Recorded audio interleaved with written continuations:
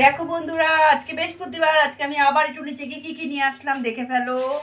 এই দেখো ফুল নিয়ে এসেছি, এই যে ফুল। আর তার মধ্যে আমি সব মালা আজকে পাইনি। আজকে ফুলালার সাথে বিশাল ঝগড়া হয়েছে। আমাকে বলছে আমাকে ফোন করে কেন বলেন। আমি জানে প্রত্যেকদিন আমি প্রত্যেকদিন ওনার কাছে ফুল দিই, ওনার তো রাখাটা উচিত ছিল। ওনার সব মাল বিক্রি হয়ে গেছে, আমাকে ছোটো মালা দিয়ে, যেহেতু আমি সব ফটোর বড় বড় মালা আনি, সেগুলো আমাকে দেয়নি, সব ঠাকুরের ছোটো মালা দিয়েছে।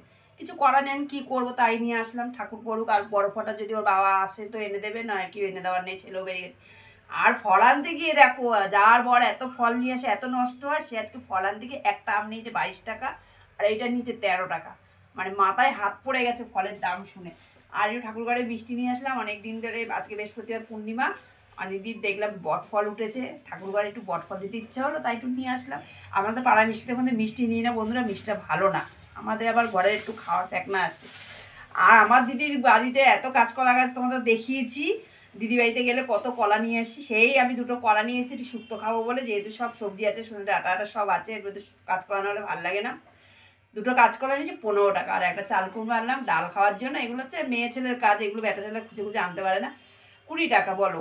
300 টাকা নিয়ে গেছি, পয়সা শেষ, পয়সাই নেই। দাদাকে এসে বলছি, বলছে তোমার হাতে পয়সা বলে মজা হচ্ছে। আমাকে যদি এটা বলো তাহলে আর কাউকে কিছু বলার নেই। আমি যেইভাবে হিসাব করেছিলি তার মধ্যেও বলছে পয়সা দিলে মচমচ করে খরচা করে চলে আসে। বলো বন্ধুরা, শুনলে কেমন মাথাটা গরম হয়।